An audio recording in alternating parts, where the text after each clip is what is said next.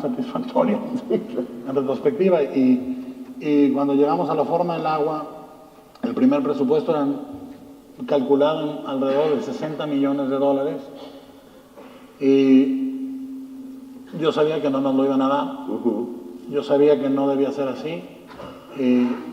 Presenté la película en el 2014 a Fox Searchlight y les planteé la historia, les enseñé una maqueta, les enseñé dibujos y básicamente estaba diciendo es la historia de una mujer muda que se enamora de un dios acuático y es musical, thriller, comedia y melodrama. Entonces, y está en blanco y negro. Y les dije, ¿cuánto me dan? Me dijeron 16.5 si es en blanco y negro, 19.5 si es en color. Va. Color. Vámonos. Y eso es 3 veces menos que lo que se había calculado que se necesitaba. Y lo que se ve en pantalla. Lo que se ve en pantalla es 70. Sí. Pero lo hicimos ahí y eso es, de verdad, no importa el número, es el ingenio mexicano con que se resuelven las cosas. O sea, yo digo, Cronos costó 1.95 millones de pesos, de dólares. El laberinto costó 19.5. Pacific Rim, 195. El punto decimal se mueve, pero como lo haces es igualito. Entonces, te enseña cada uno una lección diferente. Claro. ¿Sí? Y si te dan un montón, la tratas de hacer que se vea del doble. Del doble, sí. Porque no nos enteramos cuando las grandes películas de superhéroes cuestan 280 o 300. Sí. Pero entonces, lo que hacemos es, por ejemplo, en La forma del agua, la escena que abre está filmada sin una gota de agua submarina, está hecha con humo y en cámara lenta. No hay una gota de agua. Todo está suspendido por alambres, ¿no? Esa solución viene de mí y de estudiar soluciones teatrales muy viejas. En medio, donde están en el baño y se inunda el baño, ese es el set del baño hundido en una alberca, pero no había una alberca que nos funcionara. Vimos albercas olímpicas, todo el rollo, no nos daban permiso, Y un día estoy caminando por el escenario y veo 4 vigas de fierro paradas en medio del set y digo, aquí con triplay y un bodoque de silicón construimos una alberca acá. Medimos los postes y pusimos triplay, bodoque de silicón, cinturones de nylon, medí la distancia que existía desde el cuerpo de la cámara al final del set y construimos el set del baño para que cupiera en el formato 1.85 en ese lente. Y se hizo en una alberca con bodoques de silicón. Y eso es puramente solución mexicana. Sí, claro.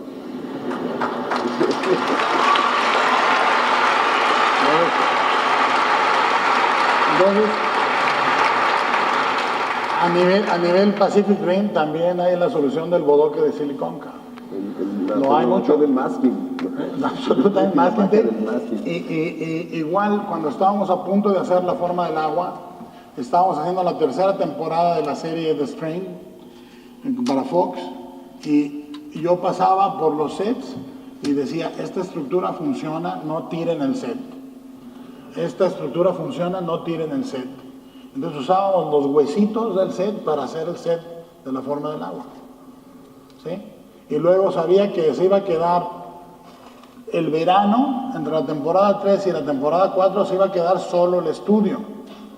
Y la televisión iba a pagar por ese estudio vacío para poder usarlo cuando viniera la temporada 4. Entonces fui con los del estudio de tele y les dije, si me dejan usar los huesitos, yo pago la demolición de los sets al final y filmo mi película entre la temporada 3 y la temporada 4. Y me dijeron que sí. Entonces, todas estas cosas son las que traemos nosotros como disciplina y como instinto. Y como genética. Genético. La que es bien importante platicar de ella, porque sí es bien importante. Alejandro, Alfonso y yo, los tres, desde muy al principio, nos planteamos una cosa que era ser perfectamente cabales con los presupuestos.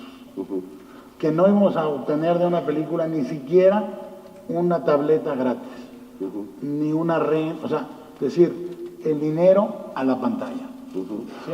Y esa es una disciplina que sí sirve para que la carrera sea a largo plazo. Sí. Entonces, a veces en comidas, amigos me dicen, ¿y cuánto te quedó? ¿Cómo que cuánto me quedó? No me quedó nada. Me quedó la película. Sí, claro. Pero es una disciplina importante de hablar de ella también. Sí, sí, sí. Y bueno, el set de la Cumbre Escarlata también es una maravilla, ¿no? Maravilla. Y lo tiraron, creo. Lo tiraron, no me alcancé a llevar nada porque quería... Yo compro siempre al final, por ejemplo, en La Forma del Agua, yo compré el tocadiscos, compré el cepillito de pato, o sea, las compro yo en preproducción, se las doy a la película y al final me la quedo. O en Hellboy compré uno de los soldados. Cuando no quieren pagar algo, lo pago yo de mi salario y me lo quedo. Les digo, y acá yo quería comprar la casa. No pude. Ahí quería vivir para abrir la puerta y decir, sí. Pase usted.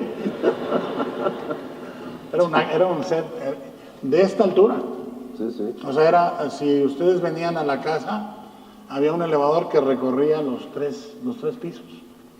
Era hermosísimo. Bueno, hablando de tu colección, ayer se anunció que va a venir tu colección a México el próximo año. Sí. Y lo va a montar Eugenio Caballero, que es el diseñador de producción. Sí. Viene primero a Guadalajara y luego al DF. El DF, sí. Sí.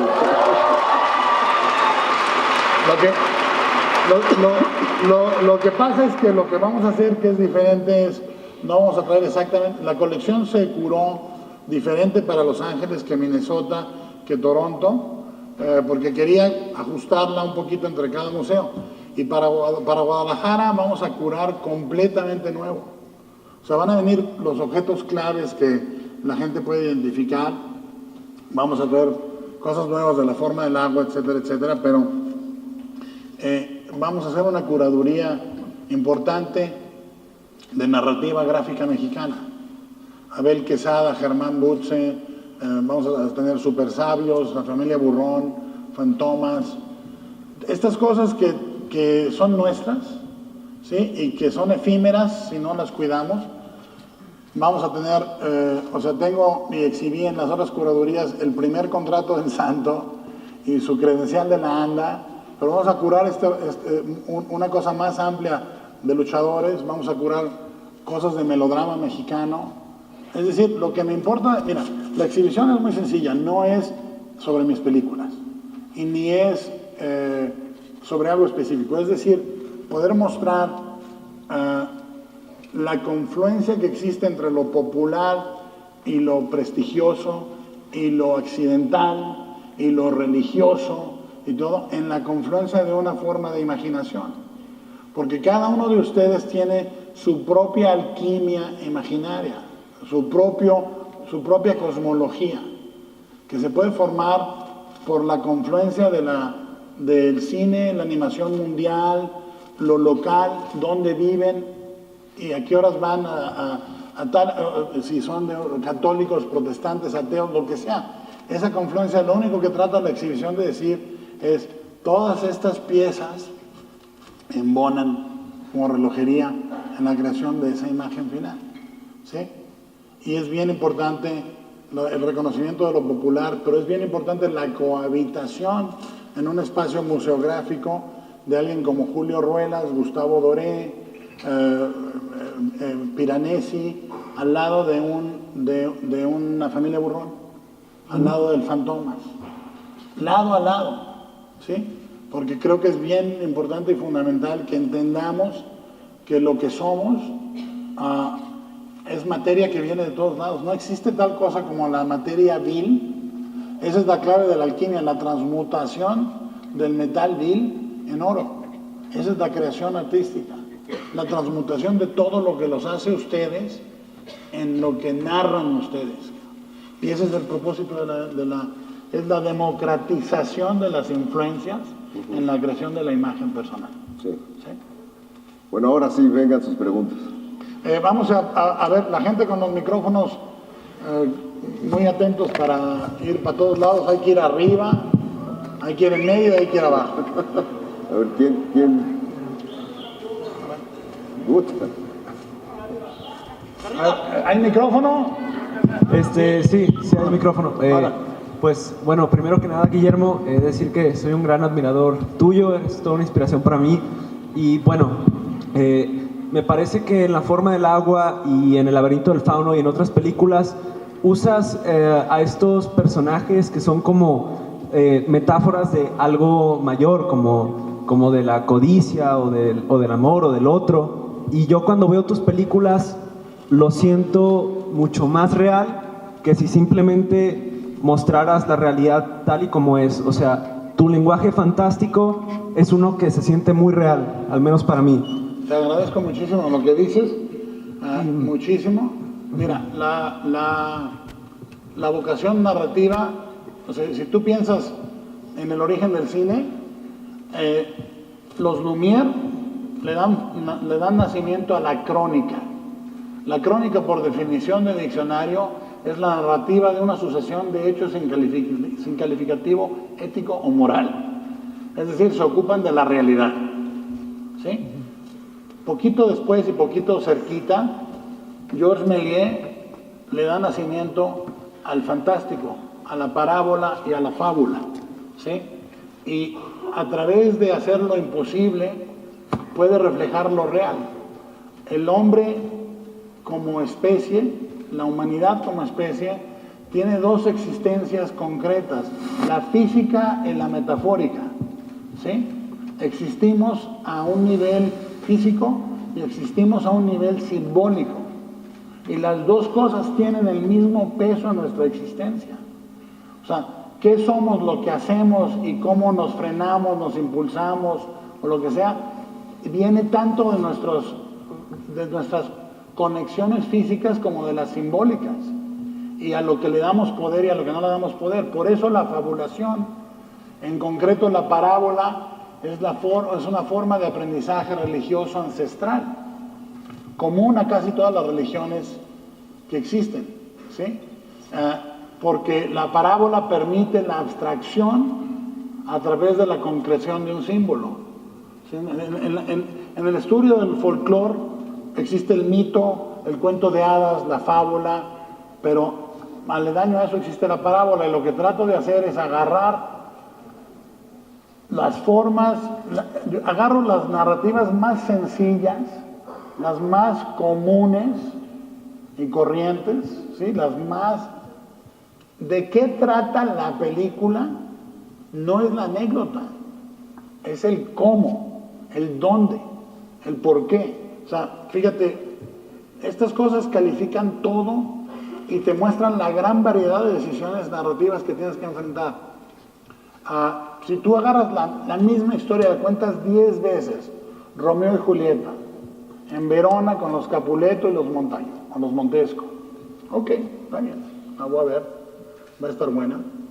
Pero si tú me dices, durante la Primera Guerra Mundial en Alsacia, o me dices, durante la Guerra de Secesión en Estados Unidos entre un afroamericano y una hija de un dueño de plantación, me interesa instantáneamente. En Santa Teresita, entre un chavito popis, ¿no? y una chava que le lucha, también me interesa. Pero son completamente diferentes. Y tendemos a discutir el cine a un nivel narrativo, pero muy poco a un nivel simbólico. Cuando analizamos un fenómeno plástico, le concedemos todo el peso al elemento audiovisual o visual narrativo de ese fenómeno plástico. No leemos el cine así. Nos la pasamos platicando del cine a medias. Yo te agradezco muchísimo lo que dices, porque efectivamente trato de trabajar con símbolos grandes, a veces demasiado concretos, porque así funciona la fabulación, ¿sí? Así funciona la fabulación. Y te agradezco muchísimo lo que dices, y ofrezco también la idea de que el cine se debe discutir a un nivel plástico, porque en ese contenido va la forma. Hablábamos ayer, si tú discutieras las pinturas de Van Gogh o de Monet o de Manet o de Renoir, de quien quieras, solamente en términos de argumento, oye, ¿qué tal la pintura esta de Van Gogh? Es un florero, mano. Unos pinches girasoles ahí. Uno de ellos está medio pocho, güey. Ay, tan pobre Van Gogh, maestro. Qué mal pinta, gan. Pero si discutes la fuerza del trazo, el grueso del trazo, la firmeza del trazo, la vivacidad de la composición de color, la composición orgánica, etcétera, etcétera, etcétera, eso es lo que hace eso. Y lo que hace al cine es eso. Y lo que para mí permite el cine es el reconocimiento físico de nuestra realidad, es decir, ándale, ahí vivo yo. Es igualita a mi mamá ese personaje, ¿sí? O el reconocimiento de lo interior y lo cifrado a nivel simbólico. Entonces, ese sentimiento lo conozco yo, ¿sí? Esa abstracción me pertenece. Y creo que las dos funciones tienen la misma calidad. Te agradezco muchísimo. Te agradezco a ti, Guillermo. Muchas gracias.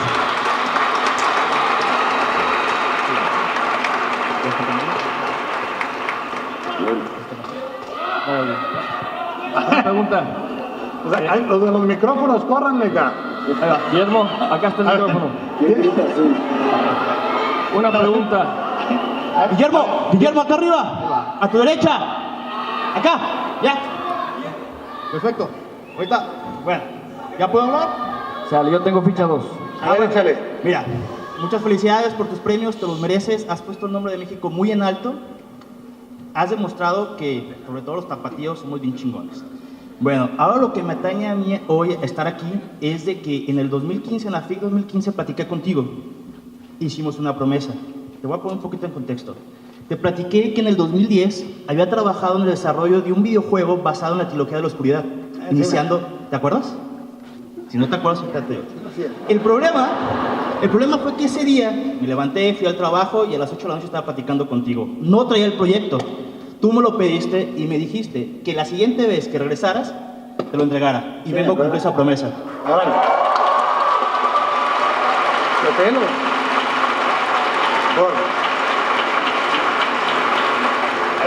Échate las escaleras y vente para acá.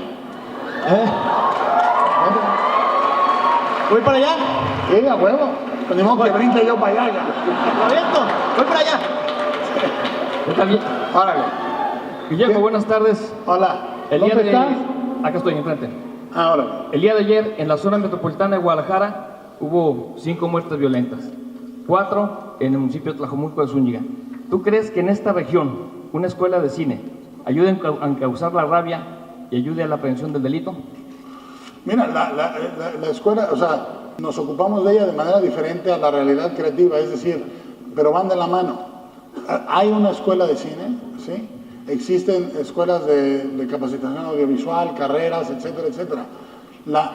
O sea, la violencia inherente y real que tenemos como especie mamífera, como lugar geográfico, como lo que tú quieras, esa circunstancia existe, es real, pero tratar de hacer que cohabiten como solución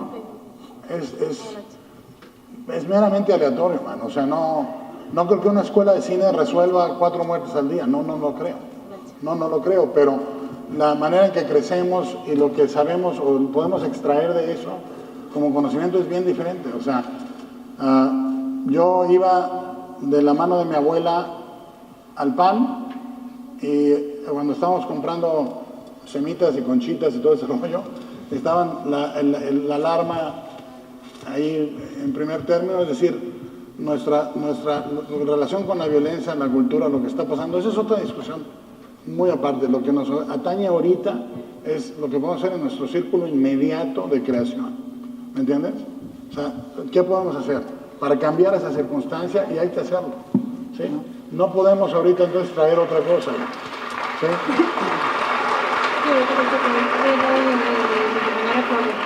No, porque entonces nos clavamos en desesperanza acá.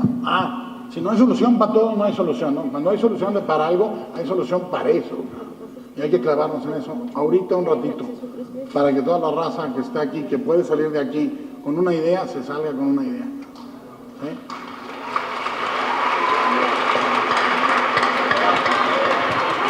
A ver, aquí adelante. A ver, aquí estos de adelante. Estos de adelante, A ver, acá viene, que venga un micrófono. ¿Quién trae el micrófono?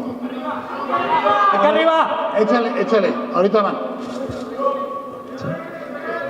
Hola. Guillermo. ¿Qué tal, Guillermo? Acá. de este lado. Acá. Guillermo, primero que nada, Guillermo. muchas gracias por brindar al país un momento de orgullo de que una persona mexicana nuevamente haya triunfado en el extranjero. Y te quiero decir, ¿qué piensas o cuál es tu postura de que ahora el gobierno federal no se colgó de tu éxito? ¿El qué? El gobierno federal ahora no se colgó de tu éxito. ¿Y quién les va a creer, cara?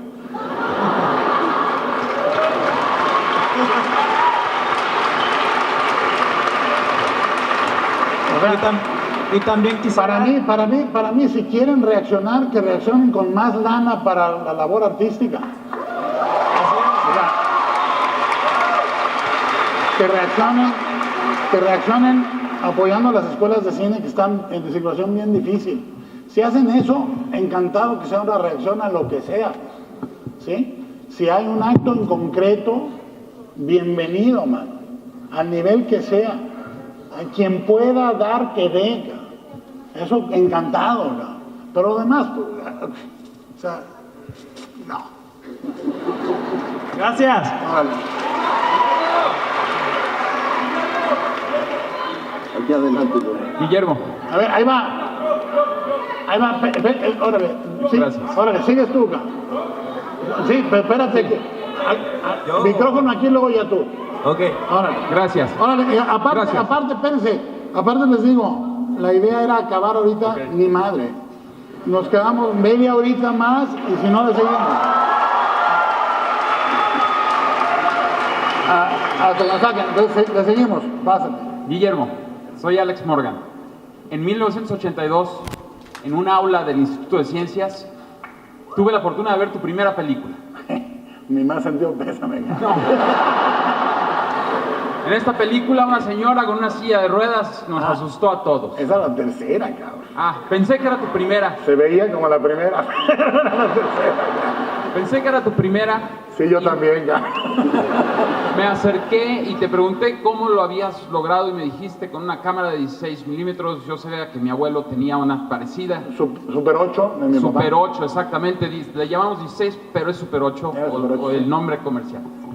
De ahí tomé la cámara de mi abuelo y he hecho muchas películas de carreras de motonáutica, ahora de mi hijo, que tuvo un accidente. Te quiero agradecer, Guillermo. He seguido tu carrera.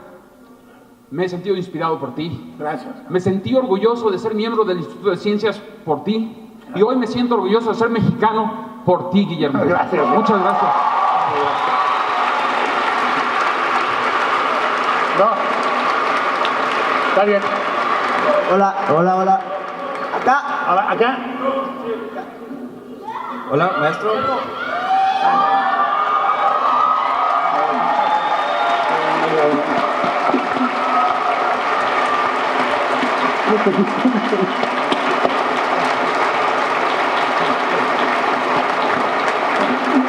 Te echo un grito antes de irme, ¿ok? Así vamos, nos tomamos un café, cabrón. Aquí, cabrón. Ahí va. Es aquel, le dan un micrófono a él, por favor. Maestro. ¿Sí me escucha? Nos vamos a quedar un buen rato. ¿Acá me escucha, maestro? A ver, pásale. Hola.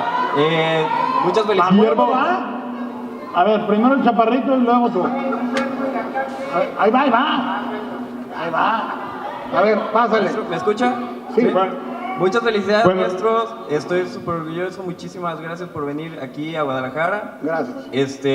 Siempre he admirado mucho cómo la ciencia ficción es como una especie de... O sea, se utiliza como profecías para el futuro y creo que usted lo hace totalmente. Y como este compañero, yo también hace poco lo vi en los churros de la bombilla, no sé si se recuerda. Sí. Y mi tía me dijo... Yo los traigo, ya. y el chocolatito también. Y mi tía me dijo, debiste haberle llevado tu proyecto y digo, no sé si lo van a llenar de proyectos pues, pero me gustaría darle memoria. Tengo un teaser de un stop motion que quiero hacer y estoy como aplicando convocatorias. Y mi pregunta también es si le gustaría en algún momento entrar al cine stop motion. Te cuento, la respuesta larga es importante. No puedo recibir material literario más que por los canales oficiales. Así es. Eso es importantísimo. Ahora, los canales están ahí. Ahorita, por ejemplo, como productor, mucha gente piensa que tengo una compañía gigantesca. Te voy a platicar cuántos empleados tengo yo. O sea, soy mi único empleado, y produzco y dirijo y todo eso así. Ahorita en concreto, mi intención es producir un largometraje de animación para Carla Castañeda, que es una animadora local, y me voy a concentrar en eso, y producir un largometraje para Isa López, en Acción Viva, que hizo una película extraordinaria que se llama Vuelven, y eso va a ocupar mis siguientes 2 años o así, ¿sí? Porque se hace a mano poquito a poco, pero los canales están. Hay 2 becas, ¿cierto? Hay todo el desarrollo del apoyo. Vamos a crear, yo espero, en 1 año o así, volver a Guadalajara y contarles que existirá, eso espero, podremos armar un rollo para apoyar animación tapatía, ¿sí? De stop motion, concretamente. Entonces, te aviso eso, pero no puedo recibir diseños, no puedo recibir cortos, no puedo recibir líneas argumentales por ustedes y por mí. Pero por lo demás, por los canales apropiados, absolutamente. Gracias. ¿Okay? Muchas gracias, maestro. Gracias. Ahora viene el chaparrito y luego tú. A ver, ahí va. Guillermo. No, espérame. Acá el joven ilustre. ¿Yo? Sí. ¿Cómo se siente hacer cine de terror? ¿De terror?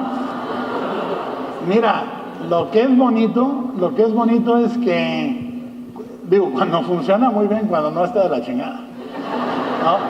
Lo que se siente muy bonito con un cine que provoca una emoción, terror, risa, melodrama, es que te sientas en una sala con un montón de gente y hay momentos como de sinfonía, como de musiquilla, en que la gente o llora o se pone contenta o se asusta.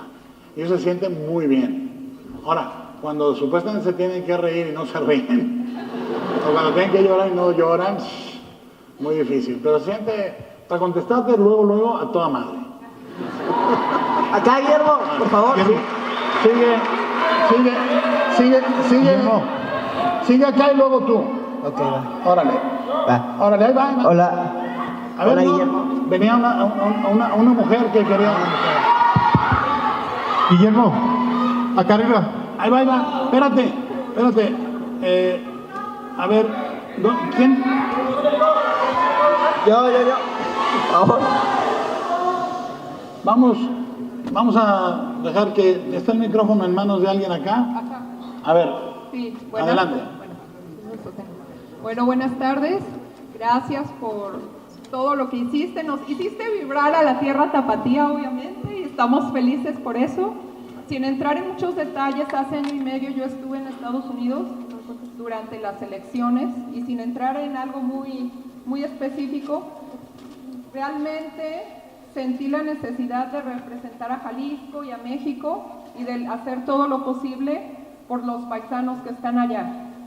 Te felicito por tu cine, pero ¿qué te gustaría a ti? ¿Qué sientes más que necesitamos aquí en México y en Estados Unidos para estar unidos? ¿El interesarnos uno para el otro? ¿O qué te gustaría a ti como tapatío, como mexicano? ¿Cómo te gustaría que cambiáramos nuestra mentalidad? Mira, el rollo aquí, lo primero que hacemos es, si es por ciencia, deporte, arte, lo que sea, Sí. lo que hacemos sirve simbólicamente para mucha más gente. No significa que realmente representes a un país, o sea, ni puedes pensar así, cabrón. Así es. No puedes pensar así, solo piensan así los políticos Así en el es. alucine total, cabrón. Sí. O sea, tú tienes que pensar que tú tienes que ser una contradicción viva contra los prejuicios. Así es. ¿Sí? Eso es lo que tienes que pensar. Y si tu labor es pública, Sí, lo estás venciendo a un nivel público y a un nivel más grande. así es. Pero solo puedes vivir experiencialmente así. A nivel unión, te digo, para mí, lo dije hace un momento, es no existen los otros, nomás existimos nosotros. Así es. Eso es bien fundamental para salir de esto. Nos tenemos el uno al otro. Así es. Oye, Y cuando hacemos la guerra de uno al otro, pues gana el otro lado. O sea, nosotros tenemos, para mí la forma del agua era fundamental que existiera, como le fue bien y tuvo esta carrera que agradezco y siento que es muy bella. Fíjate, en los últimos 5 años, 4 mexicanos han ganado el premio Mejor Director. sí, oye, Eso es contradecir. ¿cuál sería el camino, con lo que acabas de decir del material, para llevar la historia de una persona que se fue a los Estados Unidos y tiene 10 años en una situación crítica? Estoy aquí hoy para ver la forma de darte esa información. Es la historia nada más lo que tengo. Si fueras tú el canal, ¿o cuál sería el canal? Es mexicana, es mujer y ha estado 10 años en una situación complicada. Absolutamente. Lo que te digo, la realidad es que cada quien se ocupa de un pedazo de narrativa, ¿me entiendes? Y tienes que hacer lo que te toca contar. A mí me toca contar un cierto tipo de historias desde el principio y tienes que encontrar a alguien que le toque contar eso a nivel vida, a nivel de experiencia y no necesariamente tiene que hacer cine, ¿entiendes? Para difundir esto puede ser literatura, periodismo, etcétera, etcétera. Es decir, si ahorita no estamos en un concierto donde puedo hacer covers, cántate la del Rey, cántate esto otro, no, o sea, no existen, no. O sea, te envuelves por años en una historia y le dedicas eso y tratas de cantar las que te salen bien, ¿sí? Entonces, ¿cómo? Tienes que encontrar el canal y buscarlo a alguien que se comprometa con esa historia en concreto, ¿sí? ¿Verdad? Hola, Guillermo, acá. aquí, esquina superior izquierda. ¿Dónde estás? Ah, bueno, bueno, yo, más que hacerte una pregunta, arriba, izquierda, aquí, arriba, hasta arriba, aquí, bueno, hola, la verdad, estoy muy emocionado de que estés aquí, batallé muchísimo para conseguir mi boleto y al fin lo obtuve, y más que hacerte una pregunta, te quisiera pedir un consejo. Mira. La verdad, no sé, yo me frustro mucho y siento que le pasa a muchos chavos de mi edad, que o sea, neta nos frustramos mucho porque no estamos donde ya quisiéramos estar. Entonces, ¿tú cómo me recomendarías, no sé, cómo manejar eso o qué es lo que tú me podrías decir? ¿Qué edad tienes? 22. Mira, hay que entender, o sea, a veces la manera de contrarrestar los conceptos de galletita china, en que todo se puede y todo es posible, la realidad es brutal, ¿sí? La realidad es brutal. Concretamente, la realidad es una máquina de moler. Y de cuando en cuando a esa molienda cae un unicornio, cae un pegaso, ¿no? Y es brutal, es igualmente brutal. Entonces, la manera más sencilla es plantearte expectativas, ¿sí? Reales, concretas y que tengas la solución a la mano. Que tienes 3 compas que te ayudan, esa es la realidad. ¿Qué puedo hacer? O sea, mira, a mí me lo preguntaba un actor una vez, me dice un actor que es la profesión más difícil, ¿sí? Me decía, ¿qué hago cada que hay una audición y me dicen que no tengo el papel? ¿Sí? La contestación es, la única realidad que controlas es la de llegar a dar la audición y tú decir antes de entrar, ¿qué voy a sacar de aquí? Voy a practicarla sin pronunciar la R. Voy a practicarla llorando. Voy a practicarla como sea. Así llegas, tú haces lo que tienes que hacer y la realidad te dice no o sí, pero tú ya hiciste lo que podías. Alfonso y yo, cuando hacíamos la hora marcada, decíamos, ahorita en este episodio vamos a practicar con el dolly, o vamos a hacer el episodio todo en verde, ¿sí? O vamos a hacer este episodio por disolvencias. No suena como una gran ambición, ¿no? Suena modesto, pero lo lográbamos y esa era la práctica. La desesperación a los 22 viene medida por la expectativa. Entonces, tienes que mantener tu expectativa alta porque esa frustración te lleva a la realidad y a moverte, a huevo, pero tienes que entender eso. Tienes que entender, es una negociación con la realidad. Y no puedes plantearte una cosa que te destruya porque la expectativa es excesivamente alta. Entonces, 1985 hago un corto que se llama Doña Lupe, en Donato Guerra y Leandro Valle, sobre una viejita que renta cuartos y se los rentan dos judiciales que trafican marihuana y se agarran a balazos. Media hora, un costo total de $1,950. ¿Sí? Esa era la expectativa. Lo que pasó con el corto es practiqué esto, practiqué el otro y eché a perder un montón. Es decir, yo podía decir, es que quiero hacer Cronos. ¿Sí? Entonces la medida es esta negociación entre tu deseo, la realidad y mantener suficiente frustración para moverte, pero no demasiada que te destruya, es una ecuación delicada y te toca solo a ti. La realidad es la realidad y va, y tú tienes que negociar los obstáculos de esa. ¿Sí? No sé si sirva eso o no, cabrón, pero ahí estuvo. Hola, Guillermo. Guillermo. Acá arriba a la izquierda, a la derecha, perdón. Una cosa que te quería preguntar, Guillermo, es, me encantan las películas, la música casi siempre es una música muy romántica y, por ejemplo, en La forma del agua, cuando están en el baño, están abrazados, es como un vals. ¿Cuál es tu proceso para encontrar los sonidos, la música correcta para una escena? Fíjate, la formación de diseño de audio que tuve, eso te pone en evidencia mi edad, ¿no? La tuve por oír las mezclas de LPs más elaboradas que yo tuve cuando era chamaco, que era la mezcla de Alan Parsons del lado oscuro de la luna, de Pink Floyd, y las mezclas del primer álbum solo y el segundo de Peter Gabriel, que creaban un paisaje sonoro muy concreto, y luego la pared, etcétera, etcétera. Pero yo oía, eso me servía porque, contrario a una película, no había VHS, no había nada.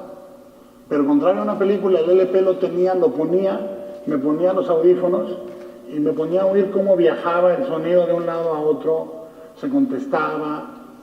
Y a partir de ahí, la filosofía que tengo de mezcla es que sea de 360 grados y que haya, por ejemplo, una máquina corriendo en el canal de atrás del cine, haya un grito aislado en la derecha y se va construyendo poco a poco. Lo que haces en cualquier labor de dirección es decir, ¿cómo lo entendería yo mejor? ¿Sí? Lo que sea que quieres comunicar, no es que pienses en el público, dices, ¿cómo lo entendería yo mejor? Visualmente, en puesta en cámara, en puesta en escena, a nivel de construcción de color, de composición, lo que sea, y lo mismo con el audio. ¿Sí? La música, hay un momento en que tienes que decidir de quién viene la música. Es decir, hay películas donde la música es la voz de la película, no necesariamente de algún personaje. Califica la acción del personaje, la descalifica, la opone, la apoya. Es decir, esas son opciones. La otra es que la película contenga la voz del personaje. En el caso de La forma del agua, los dos personajes que más se entienden no tienen palabras. Todos los que usan la palabra se confunden. ¿Sí? Los que están en silencio no. Entonces, desde el principio le dije al compositor, tú eres la voz de los dos personajes principales y eres la voz de la película a través de ellos. Entonces encontramos la melodía ahí trabajando. Con Desplat, que es el de La forma del agua, es con el que mejor he colaborado en música nunca en 25 años de carrera. Entonces es orgánico a la narrativa. Esto se los platico, es importantísimo. Cualquier decisión formal tiene que ser una decisión narrativa. No puede ser porque se vea bonito. Se tiene que ver bonito, pero tiene que tener peso narrativo. ¿Por qué es ese color? ¿Por qué es esa forma? ¿Por qué es esa textura? ¿Por qué el otro personaje tiene una textura diferente? Denle peso narrativo. ¿Por qué, por ejemplo, el personaje del capitán en el laberinto del fauno, cuando estábamos diseñando el audio, usamos, aquí hay gente con la mano levantada, por cierto, para el micrófono, hicimos un sonido de cuero que crujía, ¿no? Porque el cuate estaba tan apretado que cuando se movía tenía que crujir. No lo notas, pero ahí está, ¿sí? El diseño de audio, por ejemplo, la voz principal del hombre anfibio en la forma del agua es un pájaro, ¿sí? Y luego soy yo. Y así hago los monstruos porque es más fácil para mí hacer el ruido que explicarlo, ¿no? ¿Te sirvió? Muy bien. Aquí en medio, Guillermo, en medio al centro, aquí. Espera. ¿Quién? Arriba a tu derecha. A ver. Acá y acá. Órale. Acá y acá. Primer piso, jovenazo. A ver, ¿quién tiene el micrófono por ahorita? Aquí. Órale. Guillermo. ¿Qué tal, Guillermo? Mira, en el área de producción, realización y de lo que sea material creativo, hay una cierta actitud de elitismo, inclusive de exclusivismo, de decir solamente yo, inclusive con cierta arrogancia tratan a las personas que tratan de integrarse o formar parte de esto, ya sea tanto festivales, pequeñas producciones o lo que sea, te tratan como si fuese un favor que te hacen el de formar parte de esto. ¿De qué manera se puede combatir o luchar contra esto? ¿Y qué le dirías tú a esas personas y a las personas que tienen que combatir contra esto? Yo te voy a decir una cosa que sí me queda muy clara. Ese tipo, o sea, en México y en cualquier lado del mundo, la estructura siempre va a estar en contra del individuo. Te lo digo, lo dije una vez, lo digo ahorita. La solución son huevos y permanencia. Llevo 20 años en una industria yendo y viniendo, filmo en Europa, filmo en Estados Unidos, filmo en Canadá, yendo y viniendo. Te cuento una cosa, en esos 20 años, las gentes en el más alto nivel de poder han ido cambiando. Caen,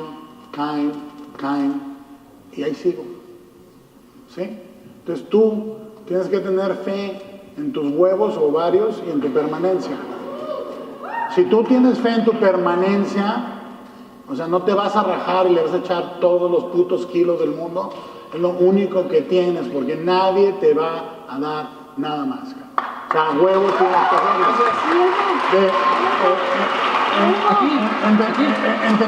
Entendamos una cosa, vas a tener cosas prestadas de la circunstancia.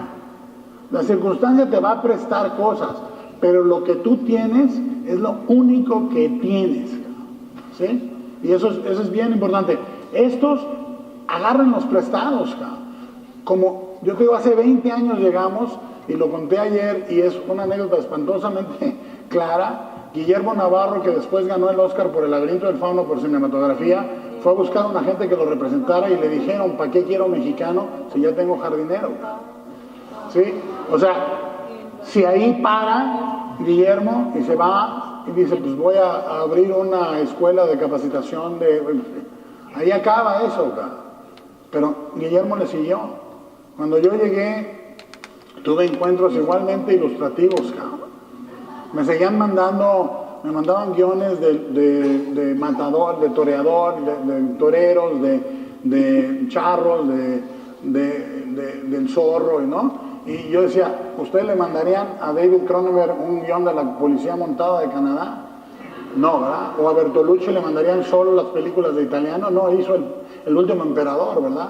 Pues yo exijo quedarme como terco hasta que me toque hacer las películas que quiero hacer. Y ahí hay pausas de 5 años, güey. 5 años. Entonces, fíjate en las pausas, no te fijes en otro. Y lo otro, tómalo prestado. Porque fíjate el modelo que no existía. No existía ningún modelo para hacer cine mexicano. mucho menos para hacer cine en ningún nivel internacional. Ahorita ya hay un modelo en que si alguien se presenta en una coyuntura prestada, como siempre pasa con las coyunturas, ahí te metes y dices, voy a dirigir una película de fantasía de tanto, y ya hay un modelo. Entonces eso es lo que sí cambia. Agárrate de ahí y te digo, y eres tú. ¿Tú escoges hacerle caso a esos güeyes o a ti?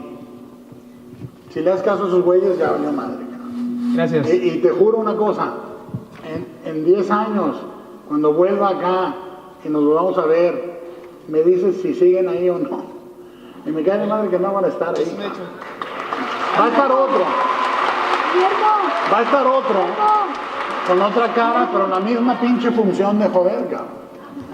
Esa función siempre hay quien la llene, ¿eh? Siempre hay quien llene esa función. Entonces, las cosas no cambian tanto, pero... Gracias por todo. ¿Quién? A ver. Espérense un ratito, porque la neta es que perdemos un chingo de tiempo. La gente del micrófono bien prendida, vayan yendo y vamos, con quien tenga el micrófono, levanten la mano y van a ir. Órale. Plácido Domingo ya llegó. Mema, ¿Qué pasó? Hola. yo soy mi tía. ¿Dónde estás? Toca. Ahora. Y yo amo. ¿Y qué pasó? Gracias. Película. Película. Te amo mucho. Tati. Gracias. Te amo. Gracias. Muchas gracias. Memo, tú eres tú.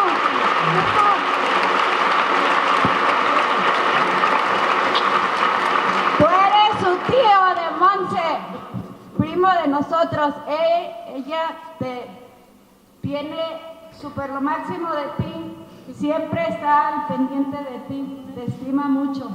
Y gracias. queremos felicitarte en una forma muy personal por tantos eventos y te trae un pequeño detalle. Órale, que se vengan para acá.